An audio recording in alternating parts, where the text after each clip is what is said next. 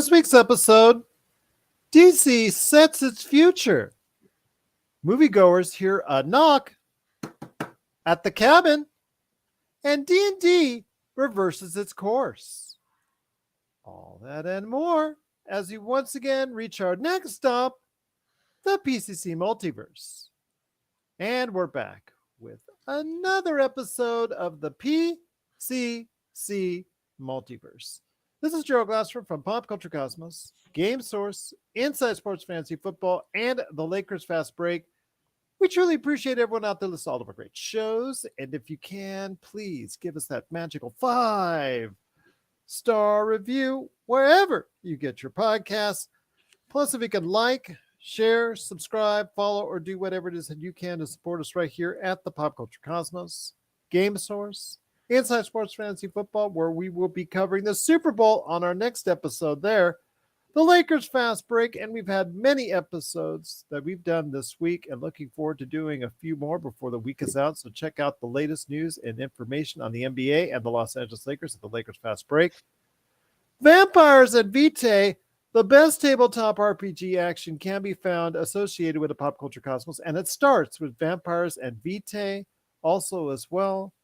Wild Beyond the Witchlight, part of Wizards and Wine. Our Demolition Force, which you can now catch in the Pop Culture Cosmos on Facebook. But I'll tell you what, there is no better thing that you can do than going ahead and subscribing today to Wizards and Wine and Vampires and Vitae. Plus also, if you can like, share, subscribe, follow, or do whatever it is that you can to support us at all these great entities, check out popculturecosmos.wordpress.com. Pop Culture Cosmos on Facebook is always around covering the latest news and trends in pop culture each and every day. So much during the day. Everything gets posted right there. All the news and updates at Pop Culture Cosmos on Facebook. And if you can do all that, and if you can support all that, it is sincerely appreciated. But it wouldn't be a PCC Multiverse without the legend herself and my good friend. She is back once more for some toil and trouble, as they say. Bubble, bubble, toil and trouble, boil and bubble, toil and trouble. She is the mastermind behind Vampires and Vitae. I always try to do something to just like throw it in there so I can see if I can rattle her. Also, as well, you got to go ahead and check out what she's doing today at Wizards and Wine with Wild Beyond the Witchlight. Subscribe today because you'll be glad you did. This is my good friend indeed. It is Melinda Barkhouse Ross. And Melinda, great to have you back on the show. A lot of big things going on in the world of pop culture. Yeah, it would seem so. And it's not even Oscar announcement week. Exactly. And that's something I will touch on, though, here as far as the nominations are concerned with my good friend Hamanish Goel. He's upset that RRR didn't get some more love, so he's going to tell us why. That's a shame. Plus also another Bollywood movie in the mix right now that's a big hit. He'll mention that in our upcoming interview. Plus also as well, we're going to be talking about D&D. Melinda has got a final stamp on what is going to be this discussion on Dungeons and Dragons. We've been updating you this drama that's played out as D&D sought to make some big changes, and the brushback from the community. It looks like the community has won, but Melinda's got a lot to say before we talk. Before we finally put a period on this. She's got a lot to talk about this D&D finally changing course and seeing the light. That's coming up in a bit. Plus, knock. Hear that? Do you hear that? That's a knock at the cabin right there for you. That's Dave Bautista talking in the latest movie from M. Night Shyamalan. Will it return to a period of success for M. Night? We'll talk about if Knock at the Cabin is getting the love that an M. Night Shyamalan movie used to get. And we'll talk about that on the show as well. But first, my friend, it is something that we talked about that had to come under the wire, and it did by just barely the last day of the month in January, and that was James Gunn announcing the future of what DC properties will be going forward. He talked about it in detail. Let me give everybody a little bit of a breakdown what's going on. Of course, for this year, the DCEU will finally start to finish off with Shazam, Fury of the Gods, The Flash with Flashpoint or whatever you want to call it. Most likely it's going to stay The Flash. Blue Beetle, which doesn't get talked about enough, which could end up being really cool. And Aquaman and the Lost Kingdom heading out to theaters before the end of this year. In 2024, you got Joker, which is still being filmed right now with Folie à Deux with Joaquin Phoenix, and of course, Lady Gaga. Constantine 2, which also, like Blue Beetle, has almost been forgotten about, but it is a return to Constantine for Keanu Reeves. That one I'm excited about, but that's also coming up in 2024. And then the DCEU turning into a DCU part of the thing, as far as the hybrid, I guess it's probably like a bridge from one thing to the other. The stuff I mentioned previously, those for the most part were Elseworlds. Were Elseworlds. Elseworlds is the label for anything that's not part of the DCEU or the DCU, as they're calling it going forward. And this was coming up here as Creature Commandos is an animated series that's going to still be listed in the DCU. And Waller, this series, it's a HBO Max series that's going to star Viola Davis in the role she's been so famous for, Amanda Waller. That's coming out at the end of 2024.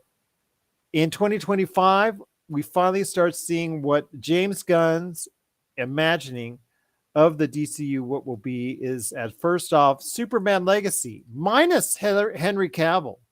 That will be first up on the list. In a strange move, they're putting after a DCU film, they're still returning you to an Elseworlds film with the Batman Part 2, which is not directly in line to what James Gunn's DCU will be all about. Then you have a DCU Max series called Lanterns, based off the Green Lantern series, featuring a couple different lanterns this time around. And then you have Paradise Lost, another HBO Max series within the DCU. That's coming out as well in 2025. 2026 has The Authority, that's going to be DCU film. That's a collection of superheroes destined that are convinced and destined to try and change the world in what they believe is a better frame of mind. That's coming up in 2026. Then The Brave and the Bold, a new re-envisioning of the Batman for the DCU. Then Booster Gold, a DCU Max series. Then in 2027, Supergirl, Woman of Tomorrow, and Swamp Thing are new DCU movies in 2027. And by the way, everyone, we're going to be taking a quiz at the end of class for this on that after all that. So you got to remember which are James Gunn's DCU movies, which are just DC Extended Universe stuff, and which are Elseworlds stuff. So it's really kind of confusing still. I don't think that they've made a lot of headway as far as the clarity in how they are shaping the future forward for the DCU or Elseworlds or whatever they're going to call it going forward. DCU, let's just go ahead and cut right through the chase. My question to you, Melinda, is after seeing the list, after hearing the list of what they got planned out to 2027, I'm sure they got a lot of things that they're working on beyond that, but right now it's still a lot of the old mixed in with some of the new. Yeah, and I almost feel a little offended by what they're keeping and what we know they've thrown into the trash. Yeah. And I just feel like we're getting shorted somehow, and this hasn't even started. Like I said, I don't envy James Gunn and what he's trying to do with the DC universe, but the only thing on that list, aside from Constantine 2, that I am even intrigued about is Waller. After that, I mean, I don't know that I'm interested in seeing a Joker musical, to be honest. Not really sure Paradise about. Lost in 2025 is going to be a movie based on the home island for Wonder Woman, but 5,000 years or thousands of years before she was born. It's going to be a Game of Thrones type of series that's set well before the birth of Wonder Woman. So it's not even going to include her in that series. So we don't know exactly what the future will be for Gal Gadot. James Gunn has said that Gal Gadot will be a part of it, but he doesn't know how yet. And that's still of concern. We talked about Henry Cavill. You're very disheartened to see Henry Cavill no longer a Superman in this mix. We've talked about how Ben Affleck has hit the road, and somehow Ezra Miller still remains. And and maybe I'm just having some twisted up feelings about that, because with everything that has gone down with Ezra Miller, uh, that's the actor that you decide to keep out of all of the actors that you had lined up with either movies in pre-production or movies in post-production or movies completed and waiting for their release dates. Like, I don't know, just something. I'm uneasy about it, and I can't quite put my finger on why. I mean, it looks very nice on a chart now that James Gunn can go ahead and be able to show it to you there in a form as far as what the DC universe will look like going forward from 2023 to 2027. But to a general audience, even to us, we've got to remind ourselves, is this something that's going to be something part of the future? Is this character going to be a part of the future? Is this actor or actress going to be a part of the future? And that's one of the things that James Gunn did stretch. James Gunn did stress is that whatever characters you will see in the DCU will also be involved as far as if it's a video game, if it's an animated feature, if that's going to be the same character, the same actor or actress with that same voice, with that same presence in every property that they do going forward. And they're all going to try to mix them together, including the gaming, which I thought was a real nice touch, that they're going to include DC gaming into the DCU mix. We've seen a little bit of that in Star Wars and have not yet seen it in the MCU. But yeah, to right now, for the general audience member at large, it's really going to be confusing going forward exactly what's part of what they need to see and what's something that they just would like to see because it's really cool. Yeah, and I think that one of the things that James Gunn, I think, was able to do really well with Marvel was tell each of these stories, and each one of them have an independent kind of storyline, but then there's still that overarching arc that goes and ties everything together, including the TV shows. Yeah. And I mean, obviously, all we can do right now is speculate about whether or not he's going to be able to do it with DC. But when you have materials uh, that you have to deal with because you're coming in and this stuff is already done, and you're trying to restart or even jumpstart to save the life of DC, as in terms of movies, it feels like sometimes. You just have to wonder, oh gosh, like what are we missing? What are we not seeing? What is I just Something is amiss, Gerald. I'm telling you. I just feel like something is funny here, and I don't know exactly what it is. But like I said, there's very little on this list that I'm excited about. There's very little on the list that I'm interested in. And I love me some Batman, and I love me some Superman. So I'm yeah, I'm a little underwhelmed, I guess, is the bottom line. I'm just confused, to be Yeah. honest with you, as Fair. far as Yeah. how they place these things on the movie. Not just anything relating to the past. They just didn't, they should have just finished or thrown on HBO Max and just be done with it ASAP. And Yes. then start with your phase one Gods and Monsters, which is what they're titling it. This is phase one is called Gods and Monsters as far as this whole from now to 2027. So that's great and all. Sounds awesome that you're trying to emulate yourself now after Marvel, which you've DC and Warner Brothers has not done well over the course of many years. They've Right. tried and made attempts to, but it's never really worked out that way. But I'm glad it's more structured now. But even if that's the case, I would have just for all those other properties, all those Elseworld properties, or those DCEU stuff that you've got lined up that you're still going through with, that's not directly related to the DCU, but it kind of is. It just, to me, really says, you know what? really don't have a great amount of control yet in what you need to do, because there's all these other things around that you still have to take care of from the previous owner, I guess people in charge that they had. I would just, again, I just get rid of all that ASAP, just sweep it under the rug, do it ASAP, put a scene at the end of the Flash at the very tail end of all the stuff that you said that just blows it up as far as Flashpoint, so that you could just reboot it again fresh, instead of what you're trying to do where you're piecing it all together over the course of 3 years. Maybe that's what it is. Maybe it's the patchwork approach that is really kind of not sitting quite right with me.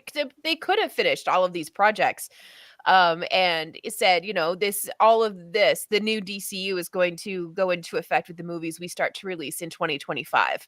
And I And we wouldn't even have, announce them. I would have not even announced them until yeah, you're done with all this other stuff. 100%. And I would have gone back some of the movies would have been sloppy, because I'm telling you right now, I would have been pushing projects through just to get them onto the screen and get them off of my docket. Yeah. And I would have started over with the JGDCU in 2025. I think that if I was James Gunn and had any kind of experience doing this kind of thing, I think that's how I would have approached it. I agree with you. I think the Flash should have been the last thing, because it gives you, with the Flashpoint story, the Flashpoint story, if you read it in the comic book, gives you a chance to go ahead and have this one cataclysmic event that would reboot everything. Just have it go all to black after the Flash. The Flash goes he just goes so fast that it just goes to black, and then that's And then the you end could of have your started movie. with a baby being put into a spaceship and a planet blowing up. Yeah, or it Do you know might. what I mean? Like, Yeah, that's true. It could have done that and just started over from scratch again with whatever you want to do. Because I have a feeling you're trying to plan this out all to 2027, and you and I both know, with movie delays and things that happen over the course of time, directors pandemics. dropping out, pandemics, actors dropping in and out. I Yeah. don't think that is going to be set. I have a very little faith that what you see, the set that you see to 2027, is going to be done and completed in the way that they want them to be done. I mean, there's a chance that would happen, but I don't give it a big chance. So I don't know. It just seems to me that the vision looks nice on a little tweet that's sent out, but when you look behind or look into a little bit closer to what is being presented at you, you just see some things that are going to provide a lot of confusion to a general audience. I agree, and I think that's yeah, I think you're right. I think Flashpoint at the tail end of all of this craziness, and yeah, I mean, you could have set up little flashes of like, yeah, Superman being put into the spaceship, the planet blowing up. You could have had a flash of what happens with Batman's parents. You could have had a flash of the Amazonians doing their thing. You could have had just like little quick flashes, and that could have been your credit scene, and that would have set things up. I agree with you. I think Yeah. there's some forethought that wasn't there. I think for all the time that they spent on working this out and planning this out, they needed to do a little bit more planning, because the way I see it physically on the books right now is still of concern to me, that they, it looks like it's a step in the right direction, but it looks like to me that they still haven't got it right. Yeah, it's just like I said, I just feel like something is funny, something is not quite right. There's something that we don't know happening here. I think anyway. Pure Uh, speculation, but it's very stressful. But if you have thoughts on anything out there in regards to the DC universe upcoming and all the changes being made, please let us know. popculturecosmos@yahoo.com. But before we hit the break, my friend, I wanted to go ahead a little bit more. We've got about 10 minutes before we hit the break, and I wanted to just ask, one by one, or is there anything that's outstanding to you that you see that you're really excited about? I said for me, Constantine too, because I thought Constantine wasn't a bad film, and seeing Keanu Reeves embracing the role again it's to me a welcoming sight. I think that what they could do to make it a better time around is I think, to me, much appreciated. And when it comes to that, I think that's probably the one I target the most, that I would like to see the most. What's the one movie I think that you would want to see the most out of the slate? It's so unoriginal, but I'm with you on Constantine too. I think that the Constantine movie may not have been favored when it originally came out, but I think in retrospect, people have started to appreciate the movie. I Yeah. know whenever Robbie and I come across it, it's one of those movies that we always find ourselves coming back to over and over and over again. So, and I know how much Keanu, well, I know personally, but Keanu Reeves has said in interviews, that's the correct way to put it, Fellow Canadian. right? And I just feel like, he's been championing this movie and he's been wanting to make a sequel to Constantine. He's been saying that for years. So I'm thrilled that he gets the opportunity to do it. And I'm thrilled that we get the opportunity to finally be able to see him reprise the role. I don't think we're going to be disappointed. Was he as excited to make the Return to the Matrix? I don't think he was excited to make Return to the Matrix. Okay. If I he hope was, then he was in on the joke and he knew why that entire movie was even bothered to be made. I think our joke, as far as our commercial soundbite for that, is probably better than anything that we saw in that film. I And I'll mean, leave it at that. it had some work to do, that's for sure. That's for sure. Yeah. But when you've got things on the slate such as Joker, Folie à Deux, you've got Aquaman and the Lost Kingdom. Those are sequels to $1 billion movies. The few successes that the DCEU, the Snyderverse, actually had, or anything, even the Joker, you can't say is part of the Snyderverse because it's its own film.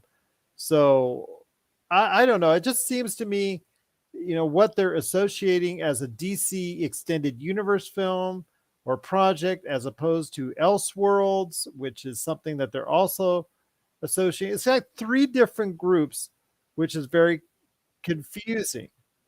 And to me, it's just that I don't know. Are they going to continue this Elseworlds? I know the DCEU part of it might be a little bit suspect as well. What are they going to continue? Is it eventually just going to be just the DCU? That's what I'm concerned about. I mean, because Matt Reeves talks about him doing a trilogy of Batman movies. So if we're only at Batman 2, which is an Elseworlds film in 2025, does it mean that there's going to be a Batman 3 in 2027 or 2028? I think it means that James Gunn isn't going to touch Batman until 2029. I think he's going to allow whatever happens in these Batman movies to happen, and then we'll see Batman come eventually. No, but he has Batman in The Brave and the Bold.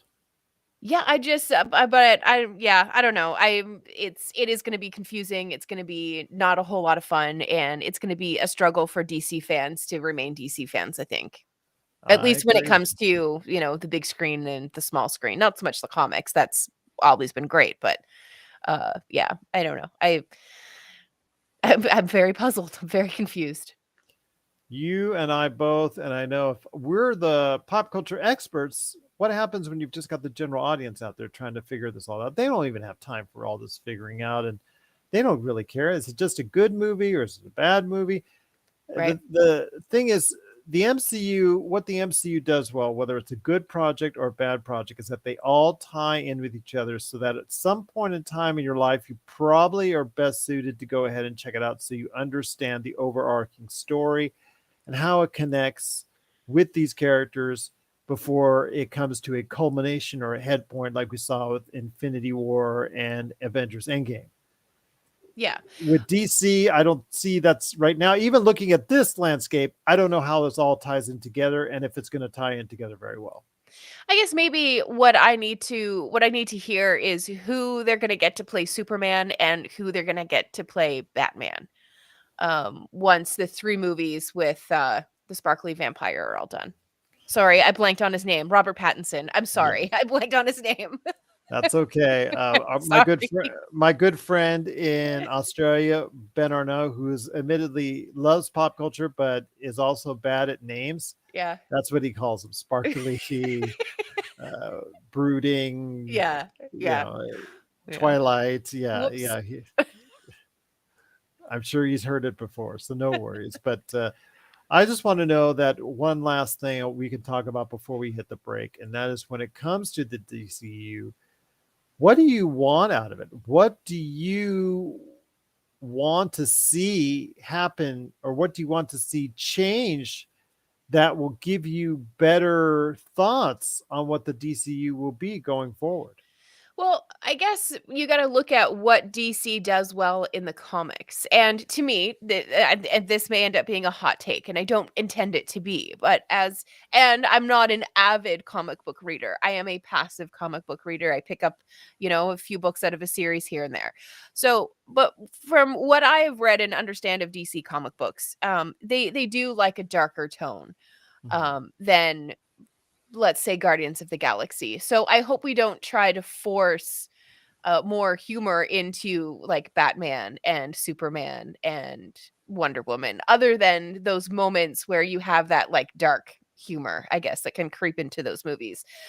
As long as the movies just follow the comic. I mean, the stories are written. I don't Why is it so difficult? What do I wanna see? I wanna see them stay true to the source material, and I want them to do it in a way that fans get excited about, and I want them to, take the criticism from fans and do better finally, instead of giving us sometimes these seemingly half-baked ideas. It seems to be what we get a lot, and it's really disappointing and really frustrating. And I want to know the other successes that James Gunn oversaw. I know that Peacemaker or the Peacemaker crew, I don't know if John Cena directly will be involved. I'm sure he'll be directly somewhat involved with Waller, that HBO Right. Max series when it comes out in 2024. How much, I'm not sure of, but there was no announcement of a Peacemaker season two. And back in the day when it was going on, it was renewed for season two. So Yes. I don't know what the status of it will be going forward, and that is of concern to me. And then when you're talking about, what things that you reminded yourself that were so great about the DCEU, or things that you enjoyed about the DCEU, as far as Gal Gadot, Henry Cavill, for the most part, a lot of people were just really happy to see them in those roles. They're either gone, or in the case of Gal Gadot, you don't know where she's going to be ending up. You don't know where she plays into all this, and you don't know if she's going to be able to get another chance to even be a part of what's going on, because I don't see, if you're not going to include her at all in Paradise Lost, if you say it takes place thousands of years before she was born, as I believe what was stated, then there's no room for Gal Gadot until 2027. And that's going to be an issue I think a lot of people have, is that a lot of people got invested in these characters, and for the most part, outside of what we see with Aquaman and maybe the Flash, that most of these characters will be no more. Yeah, and that, I again said is the actors playing the characters, by the way. yeah, yeah. I think that, again, that's another thing that is, surprising and feels, I'm gonna say heartless, but I feel like that's being a little bit dramatic about it. Ruthless, perhaps, is a better description. But you know what I'm gonna do for now? I am going to keep the scene of Wonder Woman stepping onto the battlefield and just knocking bullets out of the air with her bracelets. I'm gonna keep that vision in my brain. I'm going to keep every moment of the Superman movies with Henry Cavill that I enjoyed. I'm going to keep those like at top of mind as much as I can.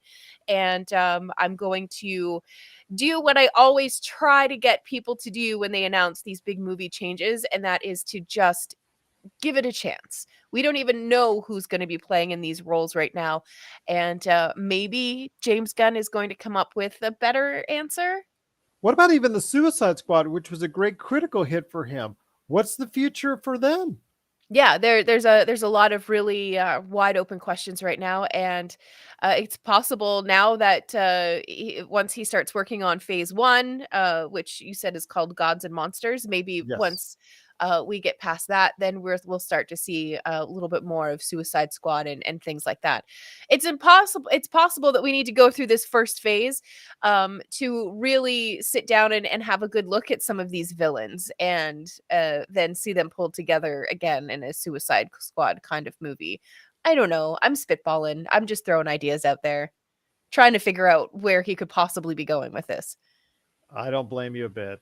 But Yeah. what are your thoughts out there on the first phase, Gods and Monsters of the DCU, the end of the DCU eventually, and Elseworlds? That's also movies and projects that are not exactly directly tied into the DCU, but hey, they're still part of the money making machine known as Warner Brothers and HBO Max and HBO and DC and all that. So, what are your thoughts out there on the future of the DCU? Are you happier about James Gunn's announcements about the future and the direction of the DCU, or do you already miss the Snyderverse? Please let us know your thoughts. Popculturecosmos at yahoo.com. Well, coming up next, it is Himanish Goel talking about the RRR, lack of selections and nominations at the Academy Awards outside of one. So he'll talk about that. Plus, also the hit movie Pathan has been gaining some box office records worldwide. So he'll mention that briefly as well. And after that, it is Melinda Barkhouse Ross and I talking about A Knock at the Cabin. Plus, also as well, D&D changing course and what damage has it done for D&D. So we'll talk about that coming up after the break. This is the PCC Multiverse. And we're back at the show. It's the PCC Multiverse. Thanks so much to Himanish Goel for his thoughts on RR and Pathan. But also as well, want to go ahead and mention that on Monday, we're going to try and arrange another State of Pro Wrestling with me and John Orlando talking about the fallout from Royal Rumble and how it leads into WrestleMania. We have some strong thoughts on that. But before we head on out, my friend, wanted to go ahead and talk about, oh, who's that outside your door? It's a Knock on the Cabin for you, because Knock at the Cabin is now in theaters. It is the second biggest movie release so far outside of Megan. I think that this is a movie with M. Night Shyamalan, who likes now putting movies and producing movies that are now shown in January and February. Kind of interesting how he's taken over. But this movie, which has a nice concept about a family and just trying to have a good time, and all of a sudden they get the knock at the cabin, proverbial knock at the cabin. Dave Bautista and Rupert Grint and a couple others are there. The four individuals there are saying, you know what, we're here. If you don't do something, if you don't kill one of the family members, if they don't kill one of the family members, doesn't get killed here in the next little bit, apocalyptic things will happen around the world, and just some tragic things around the world will happen. And in true M. Night Shyamalan style, as far as some horrifying things will happen and continue to take place. The reviews aren't kind. I'm going to get you the Metascore in here in a minute, but when you first heard about A Knock at the Cabin, I was excited, to be honest with you, when I first heard about it, because Dave Bautista is starting to really come into his own as an actor. But seeing the reviews right around a 62, which isn't horrible, it's okay. But I was hoping for more, because he's really not been on a streak of just okay or not that okay as far as movies as of late. He really has not regained the magic that once made him one of the brightest directors in Hollywood. Yeah, well, I think that inspiration these days is well, I'm going to say can be a little bit hard to come by, and the premise of this one seems interesting, but it sounds like perhaps the execution or the writing or the script or whatever isn't there to kind of support the initial idea of it. If you can summarize a movie in 2 sentences and those 2 sentences are better than the movie, then that's a problem. And that sounds kind of like what's going on here. So that's too bad for horror fans. Huh. And it's a shame, because they got off to a good start with Megan, which Mhm. has actually captured a nice audience and done some really good things. And A Knock at the Cabin was going to be something I think that a lot of people were looking forward to, because it has that M. Night Shyamalan look and feel. And I thought that really good things were going to come about it. And I'm not saying it's not going to surprise and do well at the theaters, and I'm hoping it does, because I think that M. Night Shyamalan needs a hit. Otherwise, Hollywood will start to lose some real faith in his abilities as a director, which is a shame, because around the turn of this century, there was a higher a upper echelon of directors, and he was directly on that list. Yeah, and I think that directors do, tend to have, well, we'll call it a slump, just like hockey players do, goalies go through it, centers go through it. And this could just be what's happening with Shyamalan right now. I'm hoping that people will still enjoy this. I'm not sure if it has the famous M. Night Shyamalan twists, Right. because that would be something that would still be a part of what he does, but I'm not sure if it does. So you'll have to hear or read or look out for the spoilers on that one, or actually go check out the movie itself. So hopefully people will go ahead and support this movie. Okay, reviews or not, hopefully people will get invested into this, because I really would like to see another hit for M. Night. But what are your thoughts about A Knock at the Cabin? Please let us know your thoughts. popculturecosmos@yahoo.com. My friend, it's been a great episode. Once again, thanks so much to Kamanish Goel. Again, I've got John Orlando on Monday, and I'm hoping to get Don Fobbs back with the TV report, plus TJ Johnson for next week's show. But before we head on out, my friend, wanted to go ahead and give you the floor.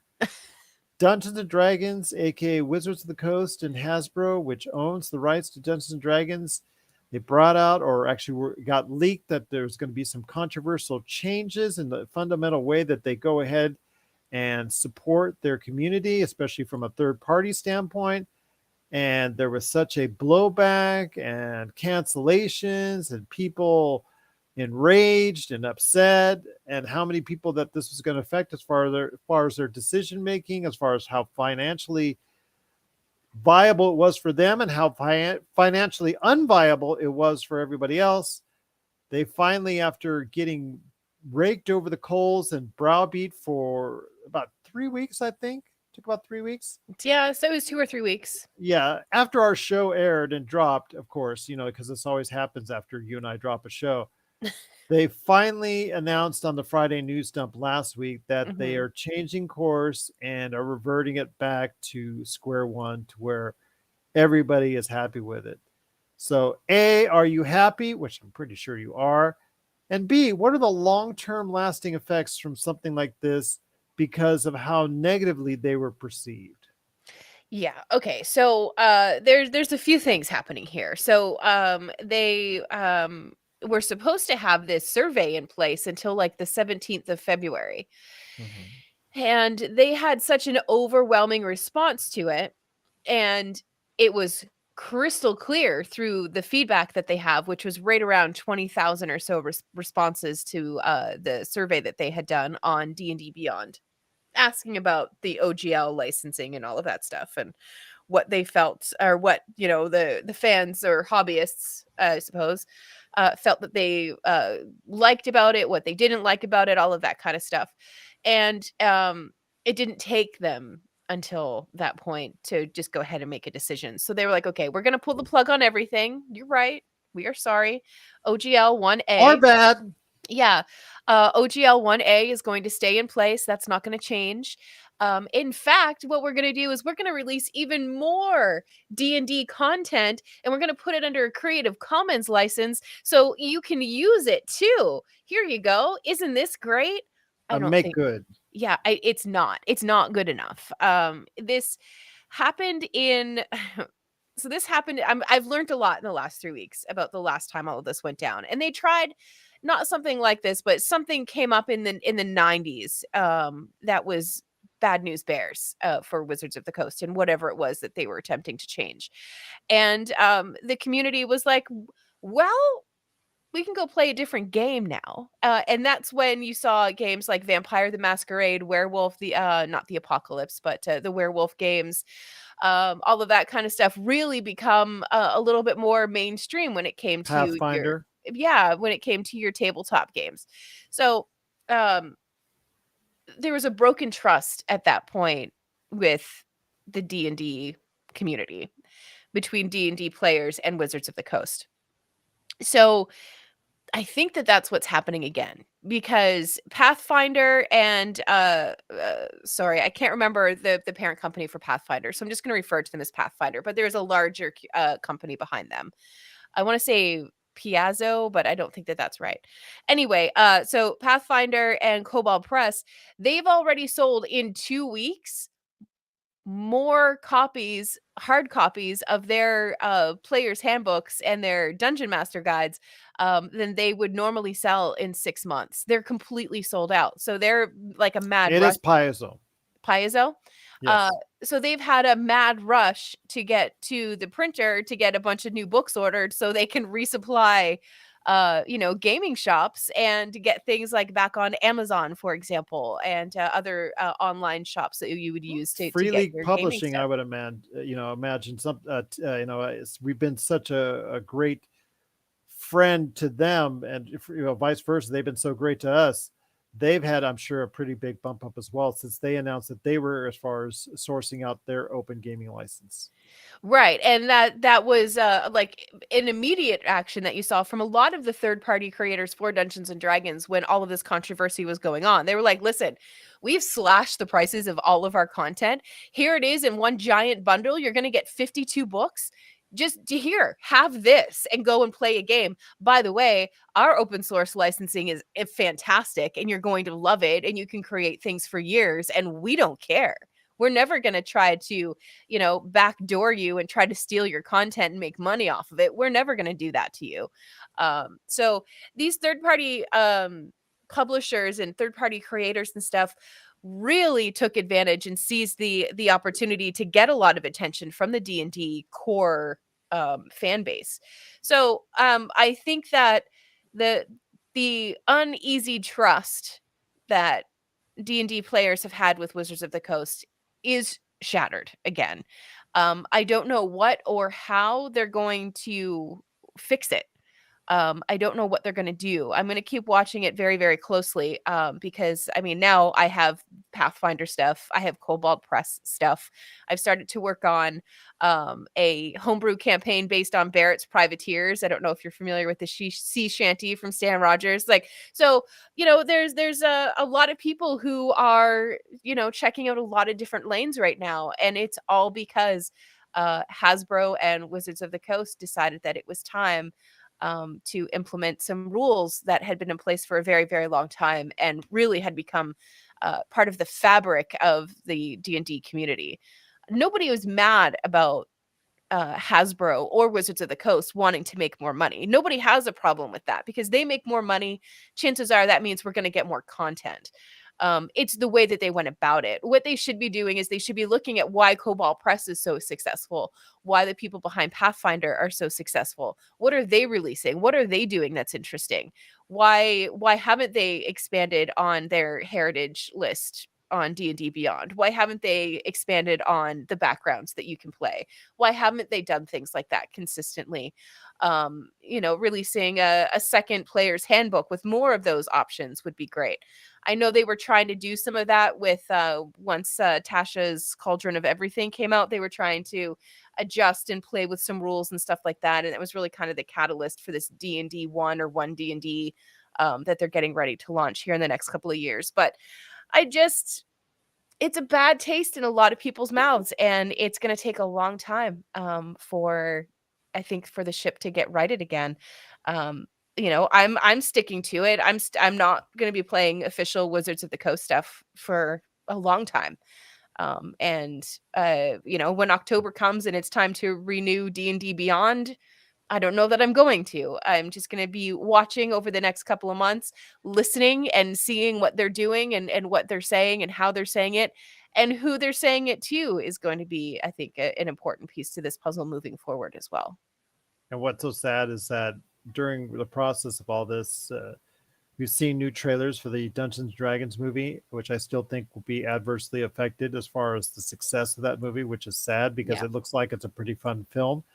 And also, as well, a novel came out in the line of Dungeons and Dragons books to crickets. And a lot of that is because of what went on. Nobody wants to go ahead and touch that property because of all the bad blood going on at that time. So that novel may have just failed because of what went on with Dungeons and Dragons and the controversy there. But yeah, it might be a lot of people might be leaving the barn after because it's already caught on fire, and trying, Mhm. to put it out and all by Wizards of the Coast may not be that successful, but they're still the number one entity. A lot of people will still lean on them going forward, but at least, like you said, this has brought to light a lot of great outlets for people that the tabletop RPG gaming community does not start, stop, or end with just D&D. Yeah, I absolutely agree. And I'm hearing stuff about the movie that's not really awesome either. Like it's a little too self-aware. There's no real immersion in the movie, and everybody is dying to see, like, you remember how the Princess Bride, it cut to the grandfather and the grandson sitting in the bedroom reading the book, and then they go back into the movie. Yeah. That's what people want to see a D&D movie like. They want to see a group of people around a table, and they want to see those characters brought to life through this wild imagination that happens as a community around this little table. And that's really how people, I think, wanted to see a D&D movie. I'm not We saying talked about it. Remember, we talked about that's how I envisioned a series that would be made. absolutely. I'm not saying that the movie is bad. I am not saying don't go see it. I'm saying if you are so inclined, please do. It looks like it's going to be a really fun movie. I'm never sad about seeing swords on the big screen. So will I be there to see the movie? Probably not. I personally am going to wait for a streaming service to pick it up. But with my luck, Wizards of the Coast will decide that it's going to only be on D&D Beyond, and it's only going to be behind this big fat paywall or something like that. And then I just won't see the movie, and I'll just have to make my own, I guess. I will check it out nonetheless. It looks like a fun movie. Yeah. I'm not gonna say it's like a award-winning movie by any stretch of the imagination, Yeah, but no, and I it don't looks think anybody expects it to be an award-winning movie either. I mean, I think they're going to spend a lot of time cracking jokes at each other. It of already course. looks that way, just because the cast involved looks like Yeah, they're just going to, rip on each other the entire time. But maybe that we need some of that at this time. that's true. Maybe I don't know. I just hope that people are going back to their tables, they're sitting back down at their games, and they're talking less about this and more about their own adventures. That's what I hope is happening around tables. As do I, my friend. As do I. What are your thoughts out there on this whole D&D controversy? We'd love to hear your thoughts. Pop Culture Cosmos at yahoo.com. Melinda, it's great having you aboard once again, my fellow co-host in crime. Can't wait till we go ahead and do this again. But before we head on out, got to mention you're doing some great things with Vampires and Vitae and Wizards and Wine with Wild Beyond the Witchlight. Yeah, we're trying to. So, my Halifax table for Wizards and Wine, the Wild Beyond the Witchlight, they just crossed over into Tither. They met Nib at Nib's cave, and they got some pretty cool magic items out of that encounter. They've also chatted with some pixies and a really old centaur. D&D, it's so crazy. My Las Vegas table, which is coming up this Monday, they are about to wrap up that second chapter to head over and catch up with the Halifax table. But I have a feeling there's going to be a big showdown with them in Bavlorna. So you'll see that come out as a podcast in the coming weeks. And of course, Vampires and Vitae. This Sunday, we're going to be, this will be our third episode back into our main campaign for season 2. So that's kind of what we're working on right now. So I'm looking forward to it. So please go ahead and catch Vampires and Vitae today. And Wild Beyond the Witchlight, part of the Wizards and Wine Emporium. Catch it today wherever you get your podcasts. So from Melinda Barkhouse Ross, this is Gerald Glassford. It's another beautiful day in paradise right here in the PCC Multiverse. We thank you for listening. And here's hoping you have yourself a great